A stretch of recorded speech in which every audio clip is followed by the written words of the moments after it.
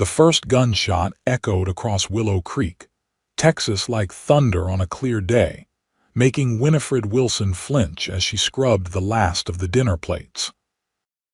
Outside her small cabin, the confrontation that had been brewing for weeks was finally erupting between her brother Bartholomew and the notorious Blackwell gang, to whom he owed a considerable gambling debt. "Bart, we've waited long enough." The harsh voice of Vernon Blackwell, the gang's leader, carried through the open window. $300 by today, that was the agreement. Winifred dried her hands on her apron and cautiously peered outside. It was 1875, and in this dusty corner of Texas, a man's word was his bond. Her brother's word, unfortunately, wasn't worth the breath used to speak it. "I need more time," Bart pleaded, his voice carrying that familiar wheedling tone that Winifred had grown to despise. "Just one more week." Through the dusty window, Winifred counted 4 men on horseback surrounding her brother. She reached for the old shotgun their father had left before dying of consumption 3 winters ago, but hesitated. The Blackwell gang was known for their ruthlessness throughout the territory. "Time's up," Vernon growled, dismounting his horse. The dust from his boots billowed up in the fading light. "But I'm a reasonable man. I hear you've got something of value to trade." Winifred's blood ran cold as her brother's gaze shifted toward the cabin. "My sister," Bart said, his voice so casual he might have been discussing the trade of a horse. "She's a hard worker, educated too, can read and write, worth at least what I owe you." The horror of his words struck Winifred like a physical blow. At 22, she had spent the last 5 years raising her brother after their parents' deaths, working herself to exhaustion at the general store while he drank and gambled away what little they had. Now he was offering her as payment for his debts. "Bring her out," Vernon commanded, a cruel smile twisting his features. Before Winifred could retreat from the window, the cabin door burst open. Bart stood there, desperation and cowardice battling in his eyes. "Pack your things, Winnie," he said, not quite meeting her gaze. "You're going with Blackwell." "I most certainly am not," she replied, gripping the broom handle tightly. "Have you lost your mind? It's done," Bart hissed, grabbing her arm roughly. "It's you or both of us in shallow graves by morning. Now move." Winifred fought against his grip, but years of hard living had made her brother strong despite his moral weakness. He dragged her outside into the fading light where the Blackwell gang waited. "Here she is," Bart announced, pushing her forward. "She'll cook, clean, and work hard. Worth every penny of what I owe you." Vernon Blackwell dismounted, circling her like a predator. His gaze lingered in ways that made Winifred's skin crawl. $300 is what you owe," he said slowly. "But I think she might be worth more. Tell you what, I'll clear your debt entirely." Bart's relief was palpable. "Then we're square, as a church on Sunday," Vernon replied with a grin that held no warmth. He reached for Winifred's chin, forcing her to look at him. "You'll fetch a good price at Madame Lorraine's in San Antonio." The realization of what awaited her hit Winifred with sickening clarity. Not just servitude, but something far worse. She opened her mouth to scream when the thunder of approaching hoofbeats interrupted the transaction. A lone rider appeared on the horizon, silhouetted against the setting sun. The men turned, hands instinctively moving to their weapons as the stranger approached at a steady pace. Winifred felt a spark of hope ignite in her chest. The rider slowed his magnificent black stallion to a walk, dust settling around him as he approached. Tall and broad-shouldered, his face was partially obscured by the shadow of his hat, but Winifred could make out a strong jawline and piercing eyes that surveyed the scene with calculated interest. "Evening, gentlemen," he said, his voice deep and measured. "Seems I've interrupted something." Vernon Blackwell's hand hovered near his pistol. Private business, stranger. Best ride on. The newcomer dismounted with fluid grace, revealing himself fully in the fading light. He was younger than Winifred had initially thought, perhaps late 20s, with sun-bronzed skin and eyes the color of a summer storm. His clothes were dusty from the trail but of good quality, marking him as no ordinary drifter. "Name's Zachary Whitfield," he said, tipping his hat slightly. "Just passing through on my way to my new property over by Broken Spoke Creek." Winifred had heard rumors of the large ranch being purchased by an Easterner, but hadn't paid them much mind. "Well, Mr. Whitfield," Vernon replied coldly, "as I said, this is private business." Zachary's eyes moved to Winifred, taking in her disheveled appearance and the clear distress on her face. Something hardened in his expression. "Doesn't look private to me," he said. "Looks like 4 men harassing a lady." "She's payment for a debt," Bart interjected quickly. "Legal and proper." Zachary's eyes narrowed. "Is that so?" He reached into his coat and pulled out a leather pouch that clinked heavily. "How much is this debt exactly?" Vernon Blackwell's interest visibly peaked at the sound of money. $300. Without hesitation, Zachary tossed the pouch to Vernon. "There's 600. Double what's owed. The lady goes free." The silence that followed was deafening. Winifred stared at the stranger in disbelief, unable to comprehend why someone would pay such a sum for her freedom. Vernon weighed the pouch in his hand, then spilled some coins into his palm, testing one with his teeth. Satisfied, he nodded to his men. "Looks like the lady has a new benefactor," he said with a smirk. "She's all yours, Whitfield." Bart stepped forward, confusion written across his features. "Now wait just a minute." Zachary fixed him with a stare that stopped him mid-sentence. "Your debt is paid, and then some. I suggest you take this second chance and make something better of yourself." His voice dropped to a dangerous whisper. "And if I ever hear of you trying to sell your sister again, they'll find pieces of you across 3 counties." The threat hung in the air like smoke. Vernon and his men, recognizing the steel behind Zachary's words, mounted their horses. "Pleasure doing business," Vernon said with a mocking tip of his hat before leading his men away. Bart lingered, uncertainty and anger warring on his face. "Winnie, go," she said, her voice barely audible. "Just go, Bart." After a moment's hesitation, her brother turned and stalked back toward the cabin, leaving Winifred alone with her mysterious savior. Zachary Whitfield stood quietly, giving her space to process what had just occurred. The last light of day caught in his dark hair, revealing strands of chestnut among the black. "Are you all right, miss?" he asked gently. "Wilson." "Winifred Wilson," she replied, finding her voice. "And I don't know if I'm all right. I don't understand why you would do such a thing for a stranger." Zachary's expression softened slightly. "Some things a man can't ride past, Miss Wilson. Selling a human being is one of them." "I can't possibly repay such a sum," she said, anxiety rising in her chest. "I didn't do it expecting repayment," he replied. Then, seeming to sense her unease, he added, "I have need of a housekeeper at my new ranch. The position comes with fair wages and your own quarters, if you're interested, that is. Otherwise, I can ensure you safe passage to wherever you'd like to go."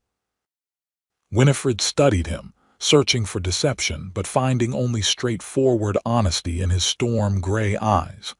With her brother's betrayal still raw, the thought of remaining in the cabin they'd shared was unbearable.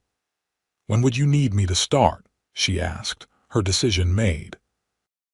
"I'm heading to the ranch at first light," Zachary replied. "Can you be ready by then?" Winifred nodded, glancing back at the cabin that had been her prison as much as her home. "I don't have much to pack." "Very well." He handed her the reins of his horse. "Take Jupiter here and ride to the Willow Creek Inn. Ask for Mrs. Abernathy and tell her Zachary Whitfield sent you. She'll give you a room for the night, meals included. But how will you? I'll walk, he said with a small smile.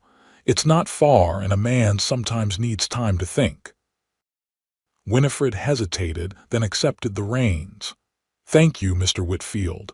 I don't know why Providence sent you down this road today, but I'm grateful it did. As am I, Miss Wilson. He helped her mount the stallion, his hands respectfully steady at her waist. Rest well. Tomorrow begins a new chapter for us both. As Winifred rode toward town, she felt the weight of the day's events pressing on her shoulders. Her brother had sold her like cattle, and a stranger had purchased her freedom at great cost. She didn't know which was more difficult to comprehend. But as the lights of Willow Creek appeared in the distance, she allowed herself to feel something she hadn't experienced in years. Hope. The following morning dawned clear and bright, a stark contrast to the turbulent events of the previous day. Winifred woke in the small but comfortable room at the Willow Creek Inn, momentarily disoriented until the memories flooded back. Her brother's betrayal, the Blackwell gang, the mysterious Mr. Whitfield and his unexpected intervention. She dressed quickly in her best dress, a faded blue cotton that had once been her mother's, and gathered her few possessions into a small carpet bag. Mrs. Abernathy, a kindly widow who ran the inn, had treated her with surprising deference after hearing Zachary's name, providing not only a hot meal the night before but also breakfast and a packed lunch for her journey. Mr. Whitfield must think highly of you, the woman had commented, eyeing Winifred with undisguised curiosity. He's not one to extend such courtesies lightly. We only just met, Winifred had replied, confused by the innkeeper's assumption. He's offered me a position as housekeeper at his ranch. Mrs. Abernathy had simply nodded, though her expression suggested she thought there was more to the story. Well, he's a good man, that one, quiet but fair. You could do worse for an employer in these parts. Now, as Winifred descended the stairs to the inn's main room, she found Zachary Whitfield waiting, hat in hand, looking refreshed and even more imposing in the clear morning light. Beside him stood a young boy of about 12, freckle-faced and eager. Miss Wilson, Zachary greeted her with a slight bow. I trust you slept well. Better than expected, thank you, she replied, clutching her carpet-bag tightly. This is Timothy, Zachary said, nodding to the boy. He works for the livery and will be accompanying us to help with the wagon and extra horse. The boy tipped his cap. Madam, I've settled accounts with Mrs. Abernathy, Zachary continued, and we're ready whenever you are. Outside, a well-maintained wagon waited, loaded with supplies and pulled by two strong chestnut horses. Jupiter, the black stallion from yesterday, was tied alongside another mare, a beautiful palomino with a golden coat that gleamed in the morning sun. The palomino is Duchess, Zachary explained, noticing Winifred's admiring gaze. She's gentle but spirited. I thought you might prefer riding to sitting in the wagon for the journey. Winifred hesitated. It's been some time since I've ridden properly. Duchess forgives most mistakes, he said with a hint of a smile, and it's only about 3 hours to the ranch. Deciding to embrace this new beginning fully, Winifred nodded. Then I'd be delighted to ride. Zachary helped her mount, his hands respectful but sure as he adjusted the stirrups for her. The leather saddle was clearly new, the tooling intricate and beautiful. It's lovely, she commented, running her fingers over the detailed roses carved into the leather. I ordered it from a craftsman in San Antonio, Zachary replied. It arrived just yesterday. Good timing, it seems. As they set out from Willow Creek, Winifred couldn't help glancing back, wondering if her brother was watching her departure. The small cluster of buildings that made up the town had been her home for 5 years, yet she felt no regret at leaving it behind. They traveled at a comfortable pace, the wagon rumbling behind them as they rode side by side. Timothy perched atop the wagon seat, whistling cheerfully and occasionally calling out observations about wildlife or interesting rocks along the way. "How long have you been in Texas, Mr. Whitfield?" Winifred asked, curious about the man who had so dramatically altered her fate. "Please call me Zachary," he replied. "I arrived about 6 months ago to survey the land before purchasing it. Before that, I was in Colorado, working silver mines that my father invested in." "You're from the East originally, though," she guessed, noting his educated manner of speaking. He nodded. "Boston.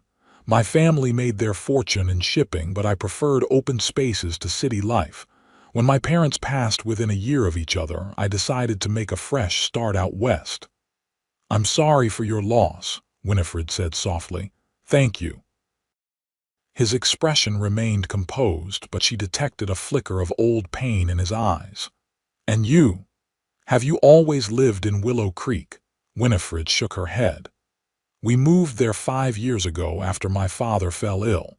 He'd heard the dry air might help his consumption, but it was too late by then. My mother followed him to the grave 6 months later." She didn't mention how Bart had changed after their parents' deaths, growing increasingly reckless and bitter. "So it's been just you and your brother since then?" "Yes." The word came out more clipped than she intended. "Bart is difficult, but he's the only family I have." Zachary seemed to sense her reluctance to discuss her brother further. "What did you do in Willow Creek? Mrs. Abernathy mentioned you're educated. Our mother taught us both to read and write." She had been a schoolteacher before marrying our father, Winifred explained, grateful for the change in subject. "I worked at Hamilton's general store, keeping the books and helping customers. Mr. Hamilton's eyesight isn't what it once was." "That's fortunate," Zachary commented. "The account books at the ranch are in desperate need of organizing. The previous owner was more concerned with cattle than columns of numbers." "I'd be happy to help with that as well," Winifred offered, feeling a spark of excitement at using her skills again. The terrain gradually changed as they traveled, the scrubby brush giving way to more verdant landscape. They crossed several streams, their banks lined with cottonwoods and willows, offering welcome shade from the strengthening sun. "The property has natural water sources," Zachary explained as they paused to let the horses drink. "That's why I chose it. Even in drought years, the cattle should have enough to sustain them." "How much land did you purchase?" Winifred asked, impressed by the beauty of the countryside. 5,000 acres, he replied. "Not as large as some spreads, but enough to build something worthwhile." By midday, they crested a gentle hill, and Zachary reined Jupiter to a stop. "Welcome to Whitfield Ranch," he said, gesturing to the valley below. Winifred's breath caught at the sight.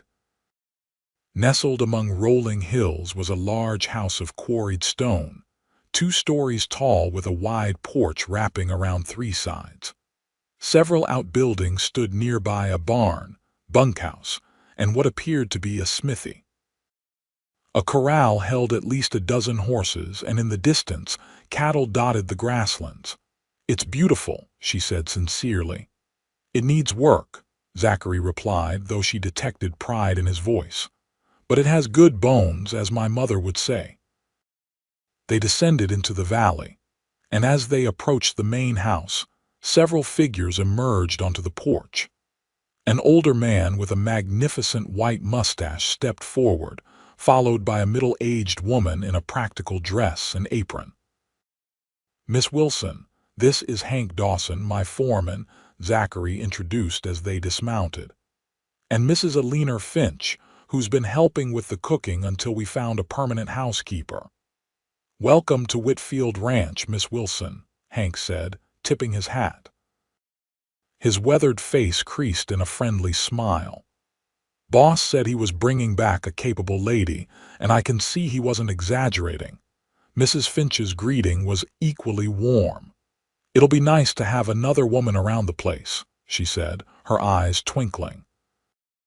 These men would live like savages if left to their own devices. Zachary cleared his throat. Mrs. Finch's husband runs the general store in Sonora, 10 miles south. She's been kind enough to ride over 3 times a week to ensure we don't starve. "And now I can finally get back to my own household," the woman said good-naturedly. "Though I'll miss Cook's company." As if summoned by his name, a stout man with an impressive beard emerged from the house. "The biscuits are done, Mrs. Finch, and oh—" He stopped short at the sight of Winifred. "You must be the new housekeeper. I'm Samuel Cook, the ranch cook." He grinned at his own redundant title. "Winifred Wilson," she replied, finding herself returning his smile. "It's a pleasure to meet you all." "Let's get you settled," Zachary suggested. "You must be tired from the journey." He led her into the house, which was even more impressive inside than out. The main room was spacious, with a large stone fireplace and comfortable furniture that spoke of Eastern refinement mixed with Western practicality. Tall windows let in abundant light, illuminating polished wooden floors and walls adorned with a few tasteful paintings. "This is lovely," Winifred commented, surprised by the civilized comfort. "The previous owner's wife insisted on certain amenities," Zachary explained. "They returned to Baltimore after he injured his back in a riding accident. Their loss was my gain." He showed her through the dining room, kitchen, where Cook proudly displayed his domain, and then upstairs to a pleasant bedroom at the rear of the house. "This will be your room," Zachary said, opening the door to reveal a space twice the size of her old room in Willow Creek. A proper bed with a quilted coverlet stood against one wall, alongside a dresser and washstand. A small desk sat beneath the window, which overlooked a garden that, while currently overgrown, showed signs of once being well tended. "It's far too grand," Winifred protested weakly. "Nonsense," Zachary replied firmly. "There are 5 bedrooms in this house and only 1 occupied. It would be foolish to have you stay in smaller quarters simply for appearance's sake. Besides," he added with a slight smile, "your room is separated from mine by the entire length of the house, so propriety is maintained." Winifred felt her cheeks warm at the implication. "Of course. Thank you for your consideration. I'll leave you to get settled," he said. "Mrs. Finch has prepared lunch, and afterward she can familiarize you with the household routines before she returns to Sonora." Left alone, Winifred set her carpetbag on the bed and moved to the window, gazing out at the sprawling ranch. Just yesterday morning, she had been washing dishes in a tiny cabin, trapped in a life of quiet desperation. Now she stood in a beautiful home with a position that promised independence and respect. She unpacked her meager belongings, arranging them carefully in the spacious dresser where they occupied barely a single drawer. The contrast between her possessions and her surroundings was stark, yet oddly she didn't feel out of place. Something about Whitfield Ranch already felt more like home than the cabin in Willow Creek ever had. A gentle knock at the door interrupted her thoughts. "Miss Wilson," Mrs. Finch called. "Lunch is ready whenever you are." "Thank you. I'll be right down," Winifred replied, smoothing her dress and taking a deep breath. This new chapter of her life was beginning, and she was determined to make the most of it. The following weeks passed in a blur of activity as Winifred settled into life at Whitfield Ranch. The responsibilities of managing such a substantial household were considerable, but she approached them with determination and efficiency that quickly earned the respect of everyone on the property. Mrs. Finch had been an excellent teacher during her final days at the ranch, showing Winifred the peculiarities of the house, which windows stuck in humid weather, how to coax the best performance from the temperamental stove, where supplies were stored, Cook, despite his initial territorial behavior in the kitchen, proved to be a jovial ally, happy to share the cooking duties and teach her his specialties. "Never seen a lady take to ranch life so natural-like," he commented one morning as they prepared breakfast together. "Most Eastern women who come out here spend the first month complaining about dust and the lack of proper society." "I'm hardly an Eastern woman," Winifred replied, kneading dough for biscuits, "and I've had enough proper society in Willow Creek to last a lifetime." Cook chuckled, his beard quivering with the movement. "Fair enough. Still, the boss made a good choice bringing you here." Zachary himself remained something of a mystery. He was unfailingly polite and appreciative of her work, but maintained a certain reserve that Winifred found difficult to penetrate. Their interactions were primarily business-related discussions about supplies needed from town, questions about his preferences for meals, or matters concerning the household. Yet she occasionally caught him watching her when he thought she wasn't looking, his expression thoughtful and perhaps a touch wistful. During their shared meals, he insisted she dine at the table with him rather than separately. He would ask about her day and listen with genuine interest to her responses. True to his word, he had asked her to organize the ranch's account books, a task she tackled with enthusiasm. The previous owner's system had been haphazard at best, and she found satisfaction in bringing order to the chaos of numbers and transactions. It was during one such evening, nearly a month after her arrival, that their relationship began to shift. Winifred was working late in the study, reconciling figures by lamplight, when Zachary returned from a long day supervising fence repairs. "You're still at it?" he asked, pausing in the doorway. His clothes were dusty, and a day's worth of stubble darkened his jaw, but his eyes were alert as ever. "I think I've found a discrepancy in the cattle counts," she explained, gesturing to the open ledgers. "According to these records, the previous owner sold 40 head to a buyer in San Antonio last spring, but the payment recorded doesn't match the per-head price they'd established." Zachary moved closer, leaning over her shoulder to examine the figures. The clean scent of soap and leather that always accompanied him filled her senses, and Winifred found herself suddenly very aware of his proximity. "You're right," he said, seemingly oblivious to her reaction. "Looks like they shorted him by nearly $100. He straightened, a bemused expression on his face. "That's excellent work, Winifred. I'm not sure I would have caught that." It was the first time he had used her given name, and the sound of it in his deep voice sent an unexpected warmth through her. "Thank you," she replied, trying to maintain her professional composure. "It might be worth sending a letter to inquire about the discrepancy. Some buyers count on sellers not keeping accurate records. I'll do that tomorrow." He hesitated, then pulled up a chair beside her. "I've been meaning to speak with you about something." Winifred's heart quickened. "Is there a problem with my work?" "Not at all," he assured her quickly. "Quite the opposite. You've exceeded all expectations. The house runs more smoothly than I could have hoped, the accounts are finally in order, and according to Cook, your apple pie has revolutionized dessert at Whitfield Ranch." She laughed at that. "High praise indeed." "I've noticed, however," Zachary continued, his tone growing more serious, "that you haven't left the ranch since your arrival. Mrs. Finch mentioned inviting you to Sonora several times, but you've declined." Winifred shifted uncomfortably in her chair. "There's been so much to do here." "That's not the real reason, is it?" His gray eyes held her steadily.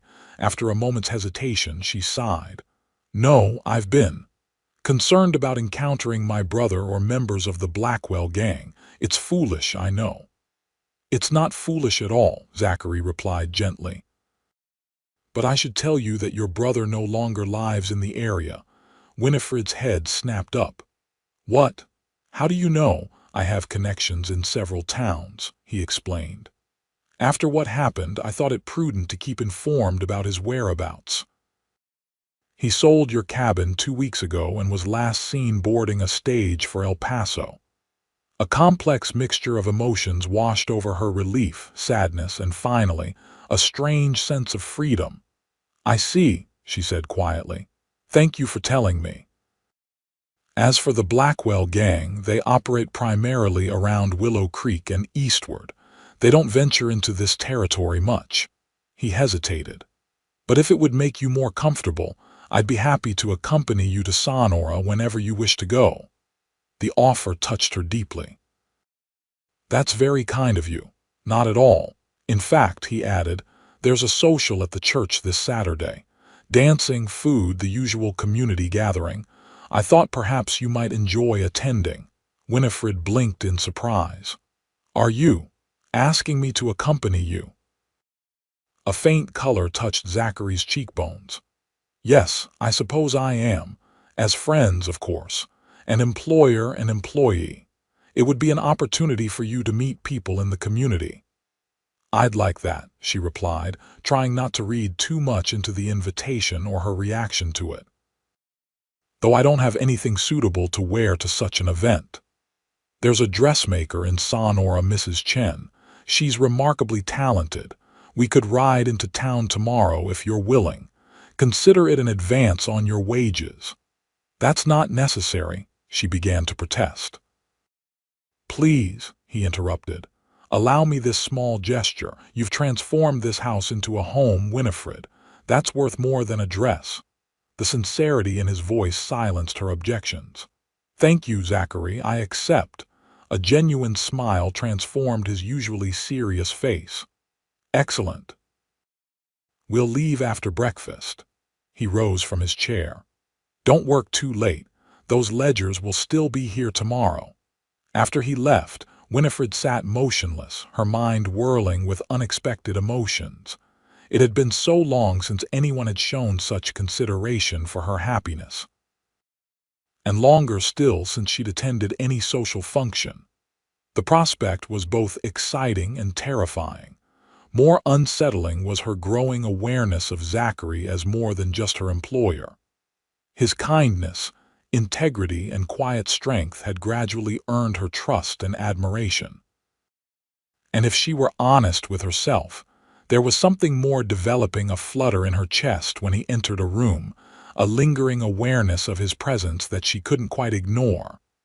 "Don't be a fool," she whispered to herself. "He's your employer. He saved you from a terrible fate, but that doesn't mean he has romantic interest in you." Yet as she extinguished the lamp and made her way to her bedroom, Winifred couldn't quite suppress the hope that had taken root in her heart.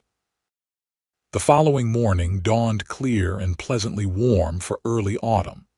Winifred rose with the sun, her stomach fluttering with anticipation of the trip to Sonora. After dressing in her best, though admittedly worn, skirt and blouse, she hurried downstairs to help cook with breakfast. The kitchen was already bustling with activity, the aroma of coffee and frying bacon filling the air. "Morning, Miss Winifred," Cook greeted cheerfully. "Heard you're heading to town today with the boss." "News travels fast," she observed, reaching for an apron. "Small ranch, big ears," he replied with a wink. "Boss was up before dawn, checking the horses himself. Seems mighty particular about this trip." Winifred busied herself with setting the table, hoping her flushed cheeks weren't too noticeable. When Zachary entered the dining room a short time later, she nearly dropped the coffee pot she was carrying. He was dressed in what she could only describe as his town clothes, a well-tailored dark jacket over a crisp white shirt, with a string tie at his collar. His usual work boots had been replaced by polished leather, and his dark hair was neatly combed. He looked every inch the successful rancher, with an air of Eastern refinement that reminded her of his Boston upbringing. "Good morning," he said, seemingly unaware of the effect his appearance had on her. Perfect day for a ride to town, wouldn't you say? Yes, it looks lovely out, she managed, pouring his coffee with only a slight tremor in her hand. I hope I haven't delayed your regular work too much with this excursion. Not at all, he assured her. Hank has everything well in hand. We're between major projects at the moment. Breakfast passed pleasantly, with Zachary outlining their route to Sonora and describing the small town to her. Unlike Willow Creek, which had sprung up haphazardly around a mining prospect that never quite delivered its promise, Sonora was an established community with proper streets, several churches, and a growing business district. The railroad is considering extending a line through next year, he explained. It would transform the local economy if it happens. By mid-morning they were on their way, Winifred riding Duchess while Zachary mounted Jupiter. The autumn landscape was beautiful, with cottonwoods turning golden along the creek beds and wildflowers still dotting the grasslands. I never thanked you properly, Winifred said after they had been riding in comfortable silence for some time. Zachary glanced at her questioningly. For what? For what you did that day in Willow Creek. For saving me. She fixed her eyes on the path ahead, finding it easier to speak without meeting his gaze. It was an extraordinary act of kindness toward a stranger. He was quiet for so long that she finally looked over, concerned she had somehow offended him. His expression was thoughtful, almost troubled. It wasn't entirely selfless, he finally admitted. When I rode into Willow Creek that day, I was in a dark place. I'd received news that morning that my former fiancé had married another man back in Boston.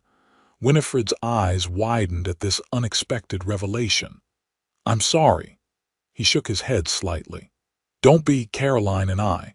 We were more compatible on paper than in reality. When I decided to stay in the West permanently, she wasn't willing to leave Boston society behind.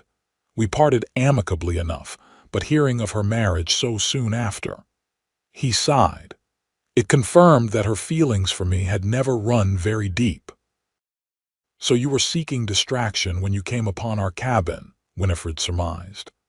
I was riding aimlessly, feeling sorry for myself, he corrected with a self-deprecating smile.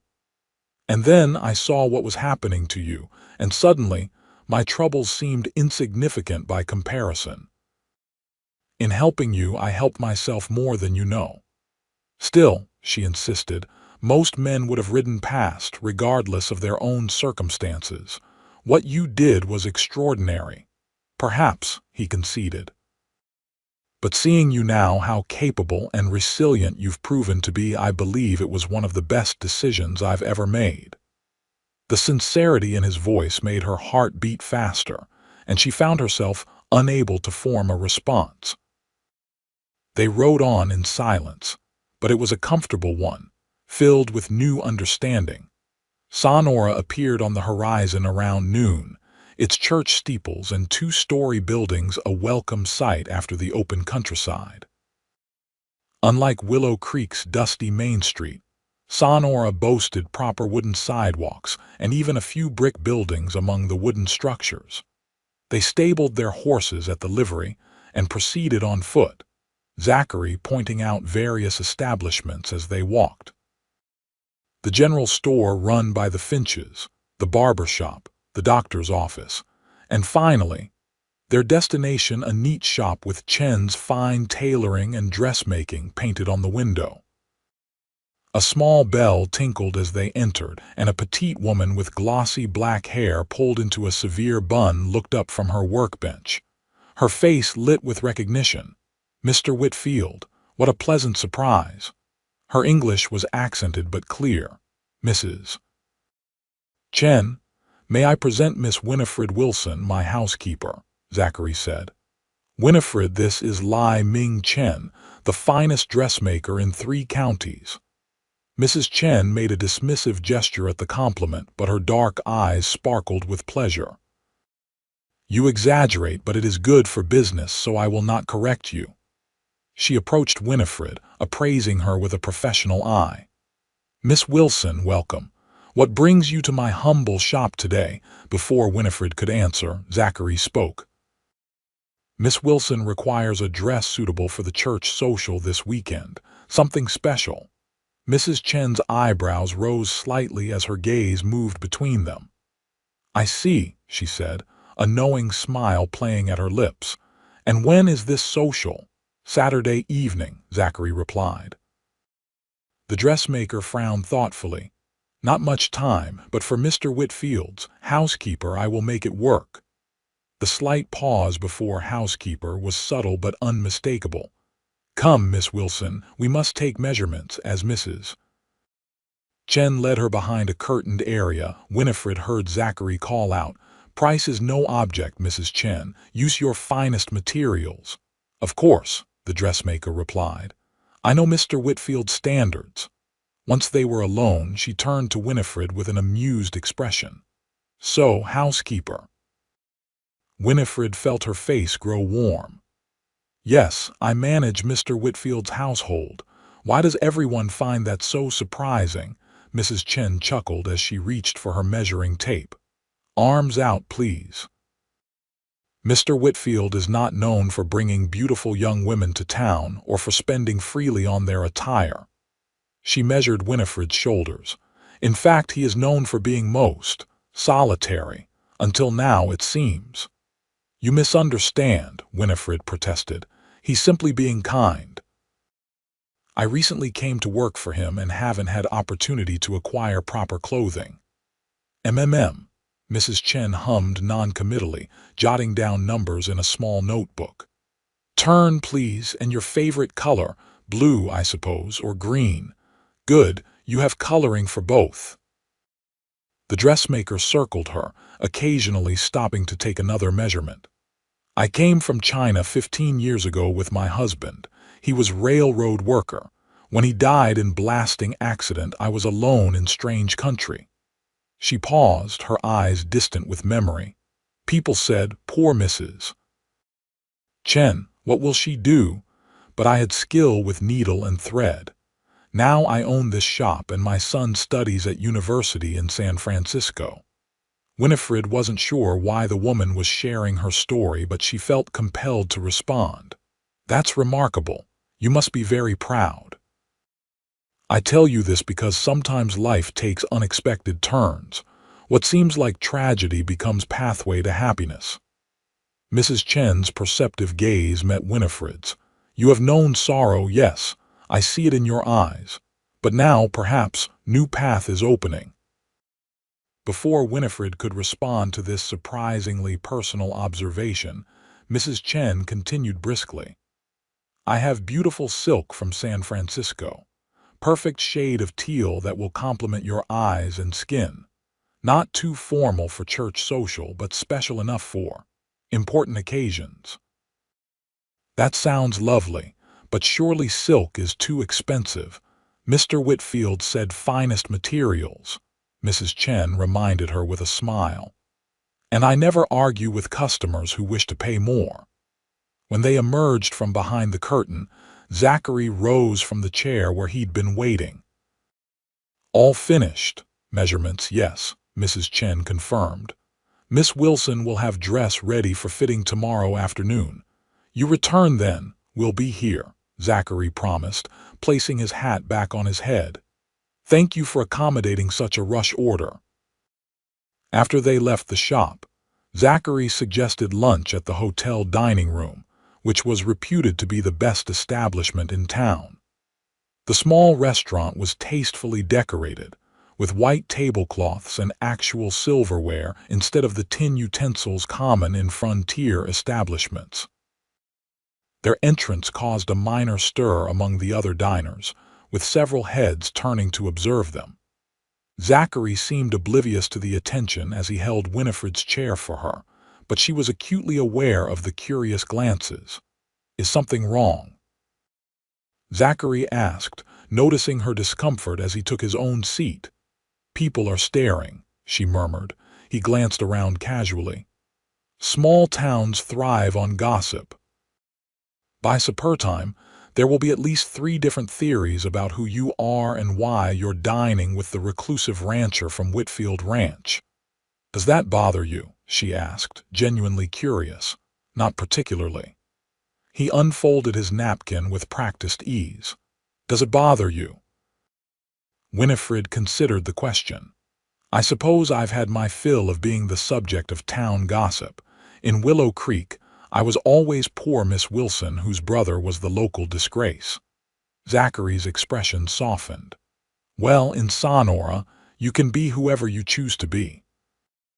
Your brother's actions don't define you here. There was something incredibly liberating about that thought. For so long, Winifred had been trapped by circumstances beyond her control: her parents' deaths, her brother's downward spiral, the limited opportunities available to a woman alone. But here, in this new place with this enigmatic man across the table, she felt the first genuine stirrings of freedom. Their lunch was delicious, and the conversation flowed easily between them. Zachary told her about his plans for expanding the ranch's operations, including breeding horses alongside the cattle business. Winifred shared her love of reading and how she'd managed to educate herself beyond her mother's initial teachings through books borrowed from sympathetic neighbors.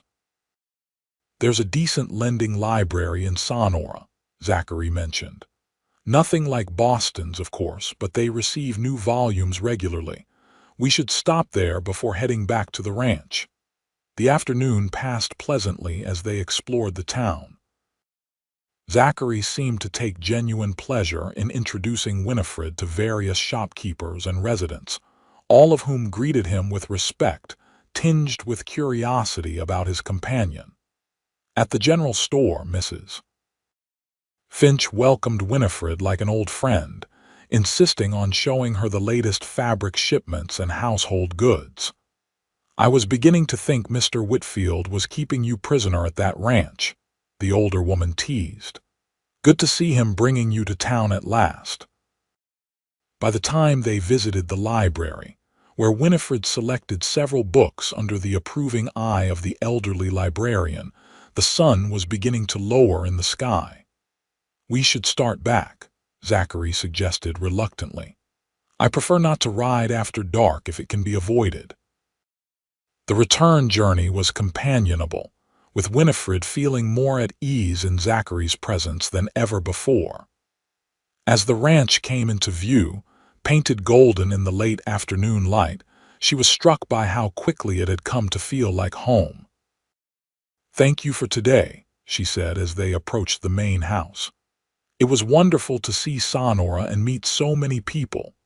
The pleasure was mine, Zachary replied, his eyes warm as they rested on her face. And tomorrow we'll return for your dress fitting. Something in his tone made her heart skip a beat. Yes, tomorrow, she agreed softly. As they dismounted and stable hands came to take their horses, Winifred couldn't help wondering if this day marked not just her introduction to Sonora society, but perhaps the beginning of something even more significant between herself and the man who had saved her from a terrible fate. The day of the social arrived with perfect autumn weather, crisp morning air that warmed to a pleasant afternoon, with cottonwoods blazing gold against a cloudless blue sky. Winifred had been up since dawn, ensuring the household ran smoothly in her absence, and helping cook prepare meals that could be easily served to the ranch hands, while she and Zachary attended the event in town. Her new dress hung carefully in her room, a marvel of Mrs. Chen's skill and speed. The teal silk, trimmed with delicate cream lace at the collar and cuffs, was the most beautiful garment Winifred had ever owned. The dressmaker had designed it to accentuate her slender waist, while the fuller skirt moved gracefully with each step. It was fashionable without being ostentatious, perfect for a church social in a frontier town. Alongside the dress, Zachary had insisted on purchasing appropriate accessories: leather boots in a complementary shade, a cream-colored shawl for the evening chill, and even a small reticule to match. When Winifred had protested the extravagance, he'd simply said, "Consider it making up for missed birthdays and Christmases." By late afternoon, Winifred stood in front of the small mirror in her room, hardly recognizing the woman who gazed back at her. She had arranged her chestnut hair in a more sophisticated style than her usual practical bun, with soft curls framing her face and a ribbon that matched her dress woven through the braided crown. The silk dress brought out the green in her hazel eyes, and the cut flattered her figure without being immodest. A knock at her door startled her from her self-inspection. "Miss Wilson," Zachary's voice came through the wood. "The carriage is ready whenever you are." Carriage, not horses. Another surprise he had arranged, explaining that it wouldn't do to arrive at a social with her dress rumpled from riding. "I'll be right down," she called, gathering her shawl and reticule with suddenly trembling hands. When she descended the stairs, Zachary was waiting in the foyer, his back to her as he examined a painting on the wall. He turned at the sound of her footsteps, and the expression that crossed his face made her breath catch. For a moment he simply stared, his gray eyes wide with unmistakable admiration. "Winifred," he finally said, his voice lower than usual, "you look extraordinary." She felt color rise in her cheeks. "Thank you. Mrs. Chen is indeed talented." "The dress is beautiful," he agreed, approaching the foot of the stairs. "But it's the woman wearing it that takes my breath away." The compliment, delivered with such sincerity, left her momentarily speechless. Zachary himself was immaculately dressed in a dark suit that emphasized his broad shoulders, with a waistcoat in a subtle pattern of gray and silver. They made a striking pair. She realized no longer simply employer and housekeeper, but a man and woman dressed for an evening of socializing together. "Shall we?" he asked, offering his arm. The carriage ride to Sonora was filled with anticipation. Winifred hadn't attended any social function since before her parents' deaths, and the prospect of being introduced to the community on Zachary's arm was both exciting and nerve-wracking. "What if they don't approve of me?" she asked suddenly as the town came into view. "The people of Sonora, I mean. I'm your housekeeper, after all." Zachary's brow furrowed. "Why wouldn't they approve of you?" "Well, it's unusual, isn't it, for an employer to escort his housekeeper to a social event?" Understanding dawned in his eyes. "Ah, I see." He was quiet for a moment, seemingly gathering his thoughts. "Winifred, while you are indeed employed as my housekeeper, I've never thought of you as merely that. From the moment I met you, I recognized something special: your dignity in the face of terrible circumstances, your intelligence, your strength of character." He turned slightly in his seat to face her more directly. "If anyone in Sonora questions your presence at my side, that reflects poorly on them, not on you. But I don't think they will. This is the frontier. People are judged more by their character than their station." His words eased her anxiety, and by the time they arrived at the church, Winifred felt more confident. The building was already filled with light and music. Lanterns hung along the path leading to the doors, and the sounds of a fiddle and piano drifted into the evening air. True to his prediction, they were welcomed warmly. Pastor Collins, a kind-faced man with silver hair, greeted Zachary like an old friend and extended that welcome to Winifred with genuine interest in her background and experiences. Mrs. Finch swooped in to introduce her to a circle of women who quickly included her in their conversation, asking about life at Whitfield Ranch and sharing local news and gossip. Throughout the evening, Zachary was never far from her side, introducing her to ranchers, merchants, and other community members. He seemed relaxed and more animated than she had ever seen him, laughing at jokes and discussing everything from cattle prices to politics with equal ease. "You seem to know everyone," Winifred commented during a quiet moment when they had stepped outside for some fresh air. "I made it a point to become involved in the community when I purchased the ranch," he explained.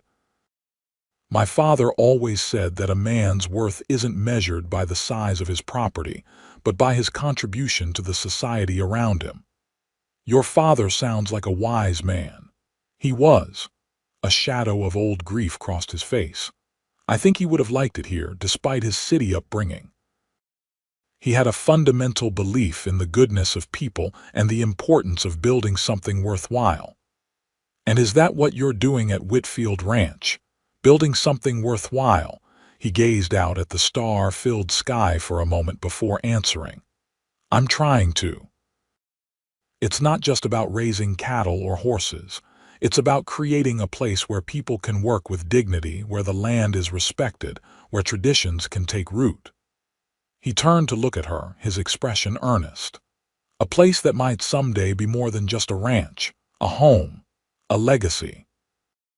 The depth of feeling in his voice moved her. This wasn't just a business venture to him, but a vision for the future, one that resonated with her own unspoken desires for stability and belonging.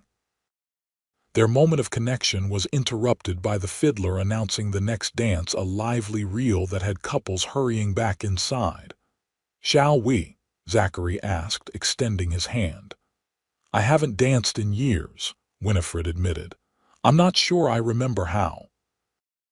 "Neither do I," he confessed with a smile. "We can remind each other." What they lacked in skill, they made up for in enthusiasm. Winifred found herself laughing more than she had in years as they navigated the steps, occasionally stumbling but always recovering.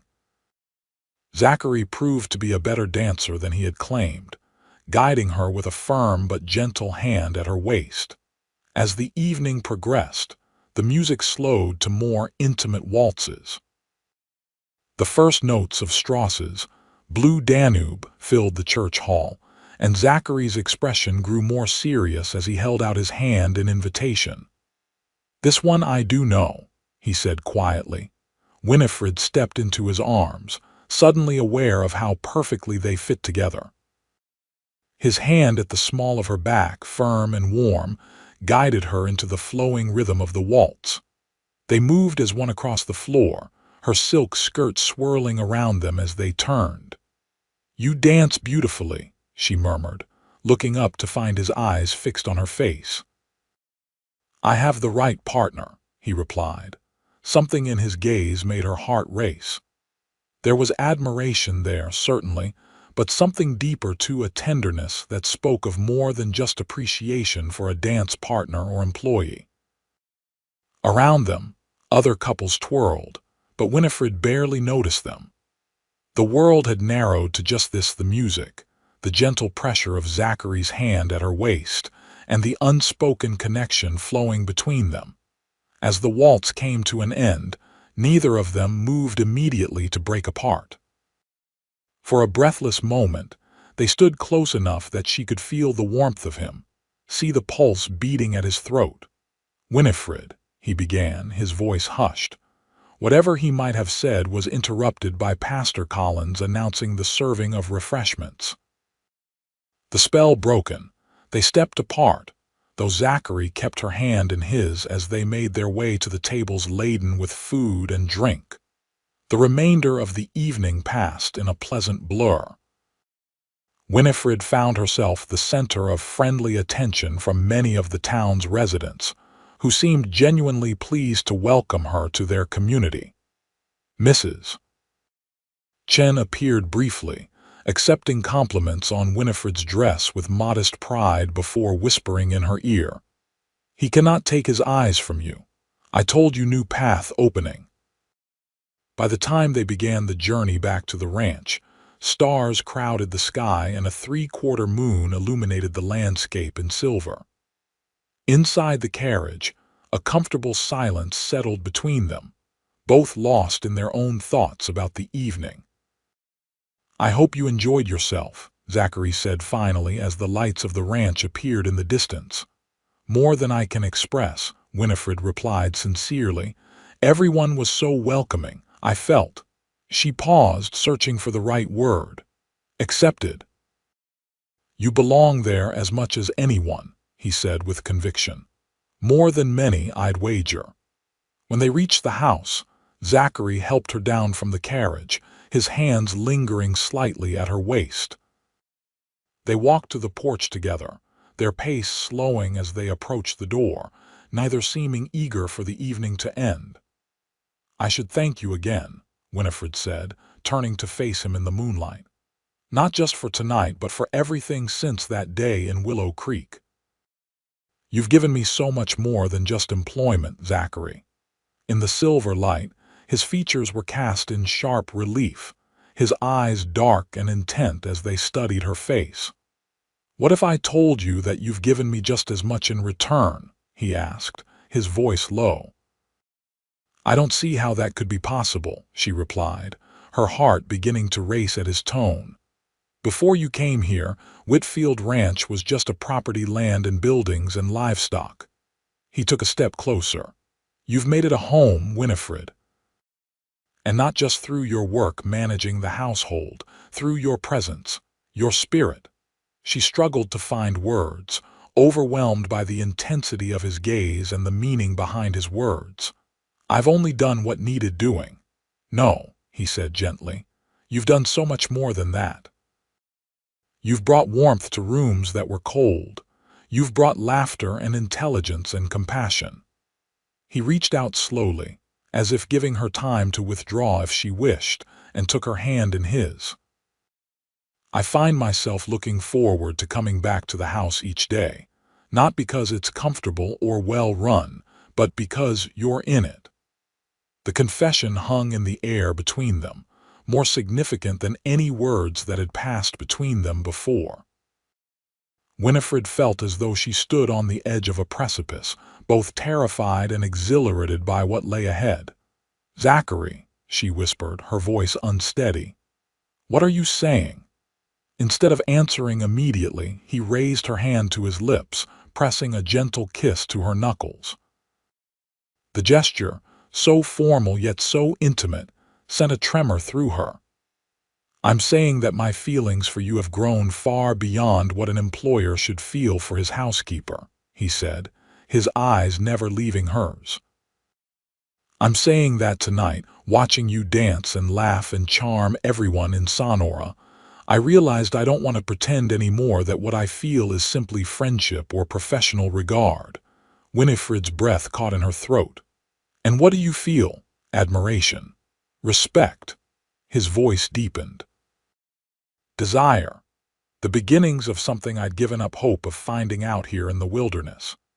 He was so close now that she could feel the warmth of him, smell the clean scent of his shaving soap mingled with something uniquely him. His free hand came up to gently brush a strand of hair from her face, the touch sending shivers across her skin. If I've misread the situation, he said quietly, if your feelings don't match mine, I give you my word that nothing will change regarding your position here. I would never. Winifred gathered her courage and interrupted him by raising her hand to his cheek. You haven't misread anything, she whispered. For a moment, time seemed suspended as they gazed at each other in the moonlight. Then slowly, giving her every opportunity to pull away, Zachary lowered his head and pressed his lips to hers. The kiss was gentle at first, a question more than a demand. But when Winifred responded, her hand sliding to the back of his neck, it deepened into something more passionate. His arms encircled her waist, drawing her closer as the kiss continued, communicating what words had only begun to express. When they finally parted, both slightly breathless, Zachary rested his forehead against hers. I've wanted to do that since the first time I saw you smile, he admitted. I'm glad you finally did, she replied, her voice soft but steady. He pulled back slightly to look into her eyes. This changes things between us, Winifred. I don't want you as my housekeeper if I can have you as. He hesitated. As what? She prompted, though she thought she knew the answer in her heart. As my partner, My equal." His expression was solemn yet filled with hope. "Eventually, perhaps, as my wife." The word sent a thrill through her that was equal parts joy and trepidation. "Zachary, we've known each other such a short time." "I know." He nodded, his hand still warm at her waist. "And I'm not proposing marriage this minute, though I confess the thought has crossed my mind more than once." A small smile played at his lips. "I'm suggesting that we allow our relationship to develop naturally, without the constraints of employer and employee." "And what would I be if not your housekeeper?" she asked practically. "I have no desire to be kept like some ornament." His smile widened at her forthright question. "You would continue to manage the household if you wish, but as a partner, not a servant, with a proper salary reflecting your contributions to the ranch's success." His expression grew more serious. "And with the understanding that we are courting with all the respect and propriety that entails." Courting. The word seemed almost quaint, yet it filled her with unexpected happiness. After the chaos and hardship of her life with Bart, the idea of a proper courtship with this honorable man was more appealing than she could have imagined. "I think I would like that very much," she said, unable to suppress her smile. Zachary's face lit with joy, transforming his usually reserved features. "Then may I kiss you again, Miss Wilson, as your suitor rather than your employer?" "You may, Mr. Whitfield," she replied, already rising on her toes to meet him halfway. This second kiss held promise rather than question, a beginning rather than an ending. And as they stood wrapped in each other's arms on the moonlit porch of what was now truly becoming home to them both, Winifred marveled at how fate had led her from the darkest day of her life to this moment of unexpected happiness. Spring arrived at Whitfield Ranch in a riot of wildflowers and new beginnings. The winter had been mild by Texas standards, with just enough snow and rain to green the pastures and fill the creeks to overflowing. The cattle were fat, the mares were foaling, and the ranch hummed with the energy of a successful enterprise. For Winifred, the past 6 months had been a time of transformation. Her relationship with Zachary had deepened through daily interactions, shared meals, long rides across the property, and quiet evenings reading by the fire. Their courtship, conducted with proper respect for convention but marked by genuine passion, had become the talk of Sonora, mostly approving, though some eyebrows had been raised at the unconventional arrangement. Mrs. Finch had been their strongest advocate, declaring to anyone who would listen that she had never seen two people more suited, and that social distinctions meant little in a place where character mattered more than background. Pastor Collins, too, had given them his blessing, inviting them to Sunday services together and treating Winifred with the same respect accorded to the wives of other prominent ranchers. On this particular April morning, Winifred stood on the porch, coffee cup in hand, watching the sunrise paint the eastern sky in shades of pink and gold. The air was crisp, but held the promise of warmth later in the day, perfect weather for the task that lay ahead. Today marked the beginning of the spring roundup, when cattle that had wintered in distant pastures would be gathered, counted, and the new calves branded. It was the busiest time of the ranch year, with extra hands hired on and every available person pressed into service. Winifred had insisted on taking part, much to Cook's dismay.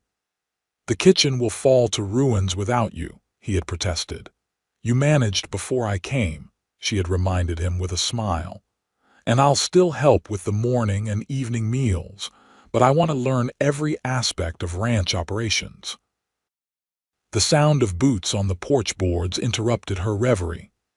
She turned to find Zachary approaching, already dressed for riding in denim trousers, a work shirt, and leather chaps. The sight of him still made her heart beat faster, especially when he looked at her the way he was looking at her now, as though she were the most precious thing in his world. "Good morning," he said, coming to stand beside her at the railing. "Sleep well?" "Very," she replied as he bent to kiss her cheek. Their relationship remained proper, despite the deepening of their feelings. Zachary had insisted on propriety, despite occasional moments when passion threatened to overcome prudence. "Are the men ready to ride out?" "Nearly." "Hank's giving final instructions now." He studied her outfit, a split riding skirt she had commissioned from Mrs. Chen specifically for ranch work, paired with a practical blouse and boots. "You're still determined to join us?"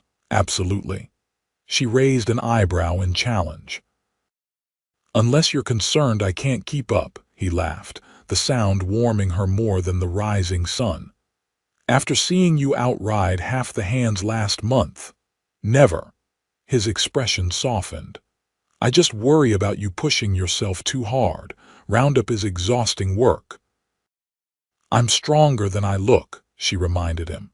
It was a phrase she had repeated often in their months together, whenever he showed concern for her welfare. "That you are," he agreed, his eyes warm with admiration. "It's one of the many reasons I love you." The words still thrilled her, even though he had first spoken them months ago, on a snowy evening by the fireplace. "I love you, Winifred Wilson," he had said with characteristic directness. "I think I have since the moment I saw you standing your ground against men twice your size." "And I love you," she replied now, reaching for his hand. "Which is why I want to share in every part of your life, including the difficult parts." Zachary interlaced his fingers with hers, his expression growing more serious. "There's something I've been meaning to discuss with you." "Something important." The shift in his tone made her heart skip a beat. "What is it?" Before he could continue, Hank's voice called from the corral. "Boss, we're ready to ride when you are." Zachary's jaw tightened slightly in frustration. "Tonight," he promised, squeezing her hand. "After supper." The day proved every bit as demanding as Zachary had warned. Winifred rode with a group led by Hank, scouring the eastern reaches of the property for strays. The work was dusty and exhausting, requiring hours in the saddle under the strengthening spring sun. But there was exhilaration in it, to the satisfaction of successfully turning a reluctant cow back toward the herd. The camaraderie of working alongside the ranch hands who had come to respect her skills. The stunning beauty of the landscape in full spring bloom. By late afternoon, they had gathered over 100 head of cattle to drive back to the main corral. Duchess, who had proven to be an excellent cow pony despite her elegant appearance, responded to Winifred's commands with remarkable intelligence, helping to keep the stubborn animals moving in the right direction. "You're a natural, Miss Winifred," Hank commented as they neared the ranch. The foreman had initially been skeptical of her participation, but had quickly acknowledged her determination and quick learning. "Most city folks take years to develop that kind of eye for the movement of the herd." "I'm hardly city folk anymore," she replied with a smile, brushing dust from her skirt. "Not after 6 months here." "True enough." He chuckled, his weathered face creasing. "Boss was smart to bring you on and smarter still to court you proper. Ranch needs a woman with grit." The simple compliment warmed her more than elaborate praise might have done. Coming from Hank, who measured people by their actions rather than their words, it represented genuine acceptance. When they finally delivered the cattle to the main herd, the sun was low in the western sky, casting long shadows across the land. Zachary rode out to meet them, his face lighting at the sight of Winifred despite her dusty, disheveled state. "Successful day," he called as they approached. 97 head and 12 new calves, Hank reported proudly. "Miss Winifred here turned 3 strays that were heading for the high country. Got a good eye for it." Zachary's smile was both proud and tender as his gaze met hers. "I'm not surprised. She's remarkable in everything she attempts." Winifred felt herself blush despite the dust covering her cheeks. Even after months of courtship, his open admiration still affected her deeply. After ensuring the horses were properly cared for, they returned to the house, where Cook had prepared a hearty meal for the returning riders. The dining room was crowded with ranch hands, the conversation lively as they recounted the day's adventures between mouthfuls of beef stew and fresh bread. "Tomorrow we brand the calves," Hank announced as the meal concluded. "Early start again, boys. Be at the corral at first light." As the hands filed out to the bunkhouse, thanking Cook for the meal as they went, Zachary caught Winifred's eye across the table. "Still up for that conversation?" he asked quietly. She nodded, curious about what had seemed so important that morning. "Let me help Cook clean up first." "Already taken care of," Cook interjected, appearing in the doorway with a satisfied smile. "You worked harder than any of us today, Miss Winifred. Go on with the boss. I've got young Timothy helping me with the dishes."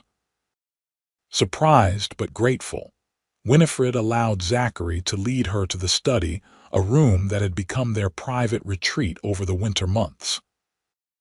A fire was already lit in the grate, taking the chill off the spring evening, and 2 glasses of brandy waited on the small table between the leather armchairs. "You planned this," she observed, sinking gratefully into one of the chairs. Her muscles ached pleasantly from the day's exertions. "I did." Zachary handed her a glass before taking his own seat. "I wanted us to have time to talk without interruption." Winifred took a small sip of the amber liquid, appreciating the warmth it spread through her tired body. "Is something wrong?" "No, not at all." He leaned forward, his expression earnest. "Quite the opposite, in fact." He set his glass aside, reaching into his pocket to withdraw a small velvet box. "Winifred Wilson, I find I can't wait any longer to ask you properly." Her heart began to pound as he moved from his chair to kneel before her, opening the box to reveal a ring, a perfect sapphire surrounded by tiny diamonds, set in gold. "From the moment I met you, you've shown me what true strength and grace look like," he said, his voice steady despite the emotion evident in his eyes. "You've transformed not just this house but my entire life. I love you more than I ever thought possible, and I would be honored if you would consent to be my wife." Though she had anticipated this moment for some time, the reality of it, Zachary kneeling before her, offering his heart along with the beautiful ring, brought tears to her eyes. "Yes," she whispered, her voice catching. "Yes, Zachary, I would be proud to be your wife." The joy that illuminated his face was worth every hardship she had endured to reach this moment. He slipped the ring onto her finger, a perfect fit, then rose to pull her into his arms, sealing their engagement with a kiss that spoke of both tender love and passionate promise. When they finally parted, Winifred rested her head against his chest, listening to the strong, steady beat of his heart. "It feels like a dream," she murmured. "Less than a year ago I thought my life was over, and now—" "And now we're just beginning," he finished, stroking her hair gently. "I have something else to show you." Taking her hand, he led her to his desk where a large document lay unfolded. "I had this drawn up in Sonora last week." Winifred leaned closer, scanning the legal language. "This is a deed of ownership for the ranch. Look at the names," he urged softly. There, written in formal script, were the words that took her breath away. "Hereby granted to Zachary Whitfield and Winifred Wilson Whitfield as equal partners." She looked up at him, stunned. "You're making me co-owner of Whitfield Ranch before we're even married." "The paperwork will be finalized after the wedding," he explained. "But yes, that's exactly what I'm doing. This place is as much yours as mine, Winifred. You've put your heart and soul into it alongside me. The legal documentation should reflect that reality." Overwhelmed by the magnitude of his gesture, Winifred struggled to find words. In a world where married women rarely owned property in their own right, where their legal existence was often subsumed by their husbands, Zachary was offering her unprecedented security and recognition. "I don't know what to say," she admitted finally. "Say you'll continue to build this ranch with me," he replied, taking her hands in his. "Say you'll be not just my wife but my true partner in everything." "Always," she promised, rising on her toes to kiss him again. "From the day you paid for my freedom, you've never treated me as anything less than your equal. It's one of the countless reasons I love you." They spent the evening making plans for the wedding, which they decided would take place in June after the spring work was completed.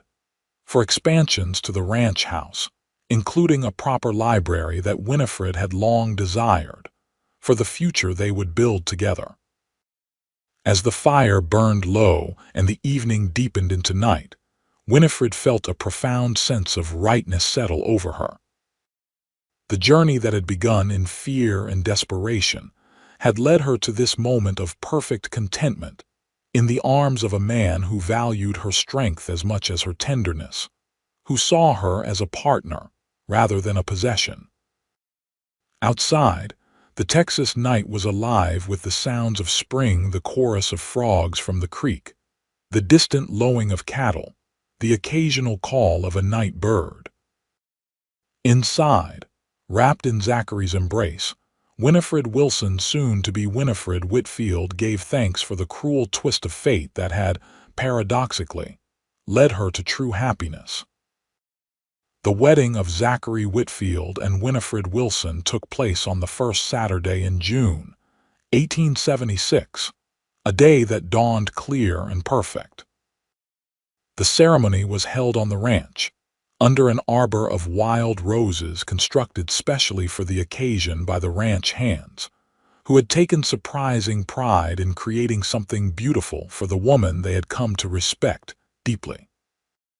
Pastor Collins officiated, making the journey from Sonora along with what seemed like the entire town.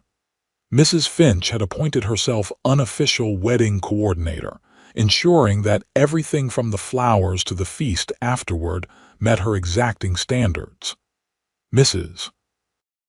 Chen had created not only Winifred's wedding dress, a confection of ivory silk and Belgian lace that transformed the practical rancher's wife to be into an ethereal vision, but also new suits for Zachary and Hank, who stood proudly as best man. The ceremony itself was simple, but deeply meaningful. Zachary and Winifred had written their own vows, promises that spoke not of obedience but of partnership, not of ownership but of mutual respect and enduring love. "I take you not to possess but to cherish," Zachary declared, his voice carrying clearly to every guest. "Not to direct but to support. Not to overshadow but to stand beside, through whatever life may bring, as long as we both shall live." Winifred's response, spoken in a voice steady with certainty, echoed his sentiments while adding her own pledge. "I offer you my strength as well as my softness, my mind as well as my heart. I promise to build our dream together, to face both joy and hardship at your side, from this day forward, as long as we both shall live." When Pastor Collins pronounced them husband and wife, the cheer that went up from the assembled guests startled a flock of doves into flight from a nearby oak tree. Zachary gathered Winifred into his arms for a kiss that, while respectable enough for public viewing, contained a promise of the passion to come when they were finally alone. The celebration that followed lasted well into the night, with music, dancing, and enough food to feed twice the number of guests. Cook had outdone himself, preparing specialties from both Texas and Boston to honor the backgrounds of bride and groom. Even Timothy, now a regular fixture at the ranch, had contributed by fashioning a multi-tiered wedding cake under Cook's supervision. As twilight settled over the land, Zachary led his bride in a waltz in the center of the yard, now lit with dozens of lanterns that cast a golden glow over the festivities. They moved together with the easy grace of two people perfectly attuned to each other's rhythms, oblivious to the admiring glances of those around them. "Happy, Mrs. Whitfield," Zachary murmured as they turned beneath the stars. "Blissfully so, Mr. Whitfield," she replied, her eyes shining with joy and something more, a deep contentment that came from knowing she had found her true home and her true partner. Later, when the last guests had departed and the ranch had settled into quiet, they stood together on the porch of what was now truly their house, looking out at the land that stretched before them. "I received a letter yesterday," Zachary said, his arm around Winifred's waist. "From Willow Creek." She looked up at him in surprise. "From Bart," he nodded. "Apparently he's returned, heard about our wedding somehow and wanted to. Well, I believe his intention was to apologize, though he didn't quite manage the words." "What did he say?" Winifred asked, her voice carefully neutral. She had made her peace with her brother's betrayal months ago, recognizing that his action, however despicable, had inadvertently led her to happiness.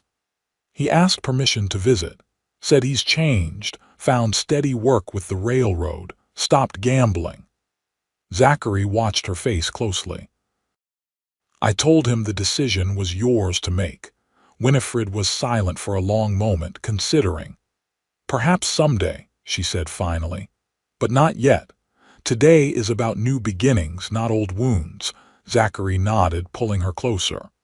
"Whatever you decide, whenever you decide it, I'll support you." "I know."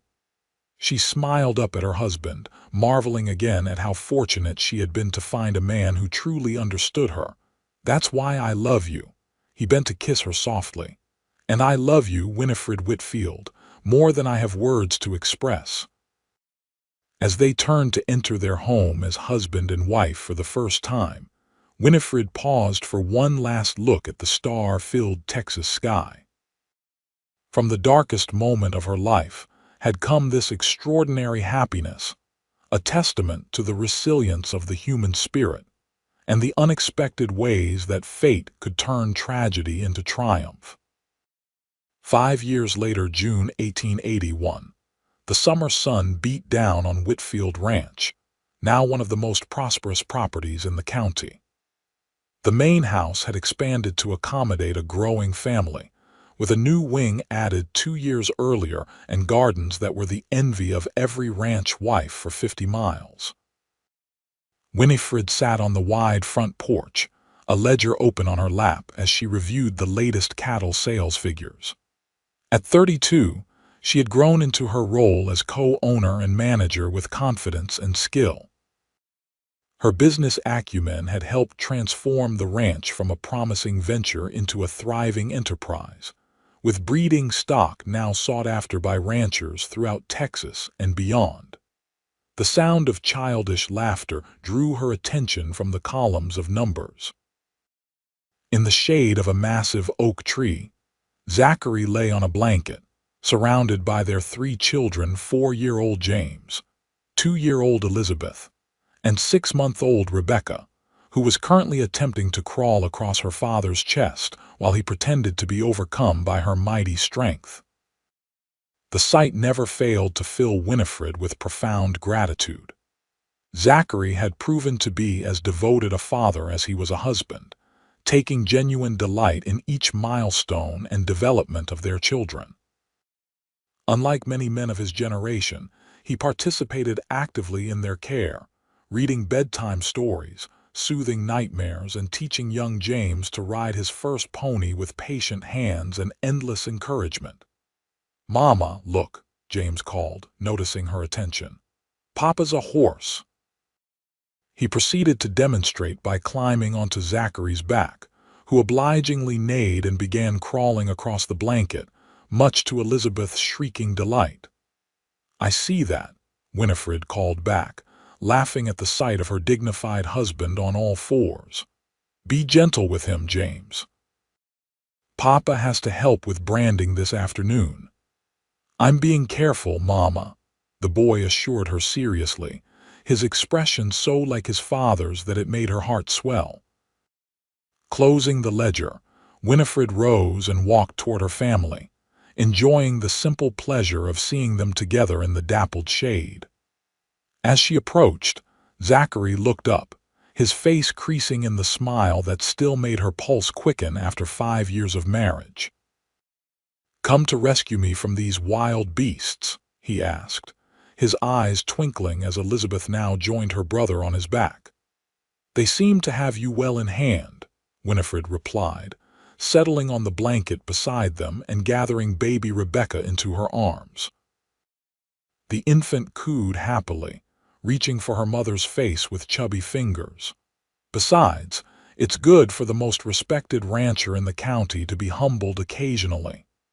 Zachary snorted, carefully depositing his giggling riders onto the blanket before sitting up. "Respected, am I?" News to Hank, who argued with me for a full half-hour this morning about the new breeding program. "Only because he respects you enough to speak his mind," Winifred pointed out. "And he came around to your thinking in the end, didn't he?" "He did," Zachary admitted, reaching over to stroke Rebecca's downy hair. "Once your figures convinced him the investment would pay off within 2 years. Their easy partnership extended to every aspect of ranch management, with Winifred's practical intelligence complementing Zachary's visionary thinking. Together, they had expanded the cattle operation, developed a renowned horse breeding program, and even established a small but productive orchard that produced the finest peaches in the county. "Papa, when can I go with you to the south pasture?" James asked, his young face earnest beneath a mop of dark hair that matched his father's. "Hank said there's a new foal. Tomorrow, if you finish your lessons with your mother in the morning," Zachary promised. "The foal's legs are still wobbly, but he should be strong enough for visitors by then." "I'll do all my letters and numbers," the boy vowed solemnly. "And I'll read the entire chapter, not just half." Winifred exchanged an amused glance with Zachary. Their oldest child had inherited his father's determination and his mother's quick mind, a combination that promised both great potential and considerable challenges as he grew. "Elizabeth come too?" the little girl asked hopefully, her hazel eyes so like Winifred's wide with anticipation. "If you take your nap without fussing," Zachary agreed, tweaking her nose gently. "Baby horses need quiet visitors." Satisfied with this arrangement, Elizabeth nestled against her father's side, her eyelids already growing heavy in the warm afternoon air. James, ever restless, spotted Cook emerging from the house with a tray. "Cook's bringing lemonade," he exclaimed, jumping to his feet. "Can I help carry?" Carefully, Winifred cautioned as he raced toward the approaching figure. Cook, now sporting a completely white beard but otherwise unchanged by the passing years, balanced a tray of tall glasses filled with ice and fresh lemonade. "Thought you folks might be thirsty out here in this heat," he called. "And I'm testing a new batch of sugar cookies for the church social next week. Young Master James has volunteered to be my official taster." "How generous of him," Zachary said dryly, watching his son's eyes widen at the mention of cookies. As they enjoyed the cool drinks and Cook's excellent cookies, pronounced perfect by James after careful consideration, Winifred found herself reflecting on how much had changed since that fateful day when her brother had tried to sell her to pay his gambling debts. Bart himself had reappeared in their lives 3 years earlier, a changed man who had indeed found steady work with the railroad and sworn off gambling. His reunion with Winifred had been tense at first, but genuine remorse on his part and forgiveness on hers had eventually led to a cautious rebuilding of their relationship. He now lived in San Antonio, visited occasionally on holidays, and had proven himself a doting uncle to his nieces and nephew.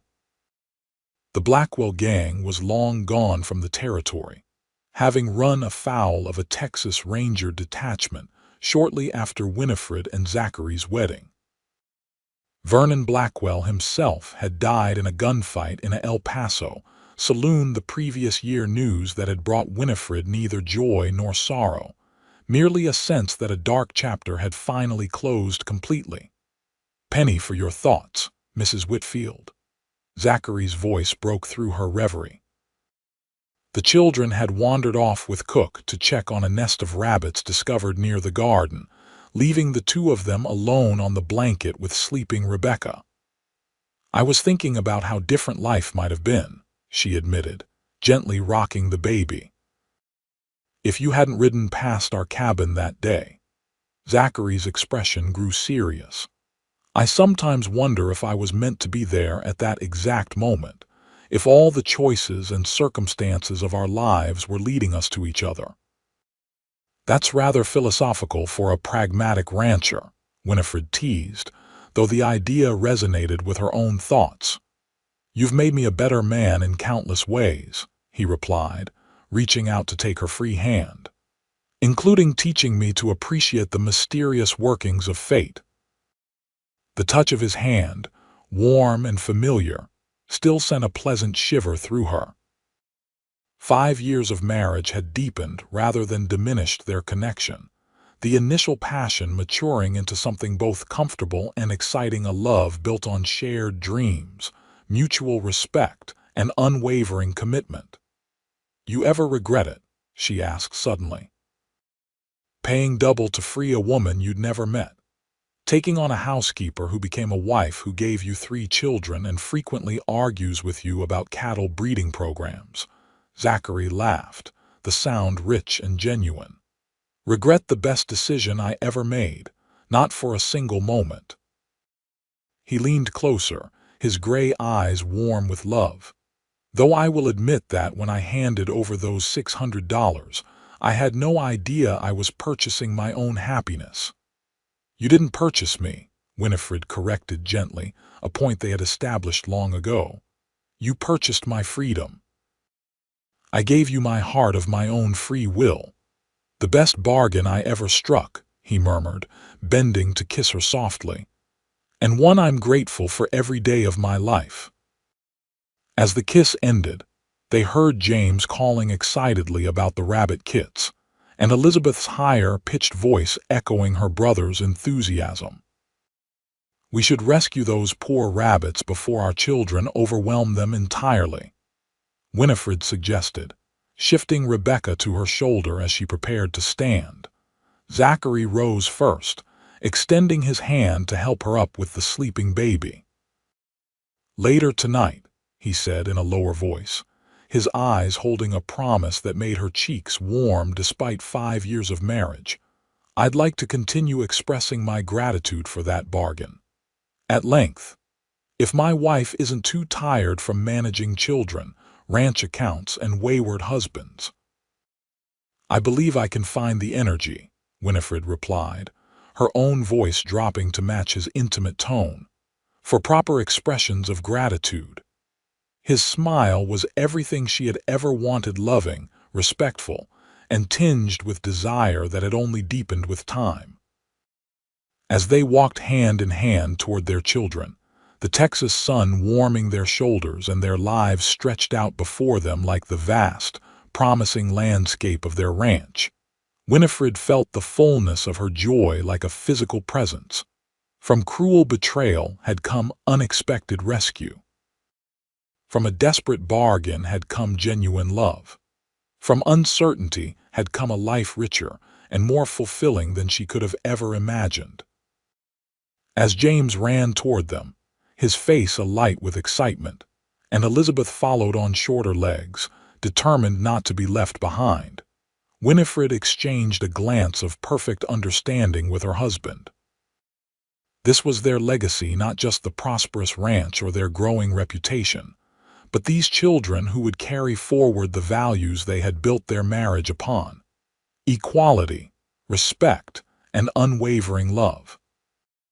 The cowboy who had paid double to give her freedom had given her so much more: a home, a family, and a partnership that defied the conventions of their time. And she, in turn, had given him her strength, her intelligence, and a heart that would be faithful until her dying day. Together, they had transformed a business transaction into the greatest love story either could have imagined, proving that sometimes the highest price paid brings the most precious reward of all.